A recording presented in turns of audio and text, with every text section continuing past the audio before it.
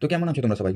আজকে আমরা আলোচনা করবো নিফটি ফিফটিকে নিয়ে। নিফটি কালকে কোন সাইডে মুভ নিতে পারে 24শে জুলাই। তো ফার্স্টে বলে দিই, নিফটি যদি আমাদের 25,250কে ব্রেকআউট করে আমাদের প্রথম টার্গেট হবে 25,320, ঠিক আছে। দ্বিতীয় টার্গেট হবে 25,350 এবং তারপর টার্গেট হবে 25,380 কিংবা 25,400, ঠিক আছে। 25,400 টাকা থেকে কিন্তু মার্কেট আবার নিচে নামবেই, ঠিক আছে। 25,400 থেকে যখন রিভার্সাল ক্যান্ডেল করবে তো 25,318, 25,348, 25,318, তারপর টার্গেট হবে 25,258, তারপর 25,200, তারপর 25,160, আর সবার লাস্টের টার্গেট যেটা থাকবে 25,130, ঠিক আছে, কিংবা এই 25,100 অ্যারাউন্ড।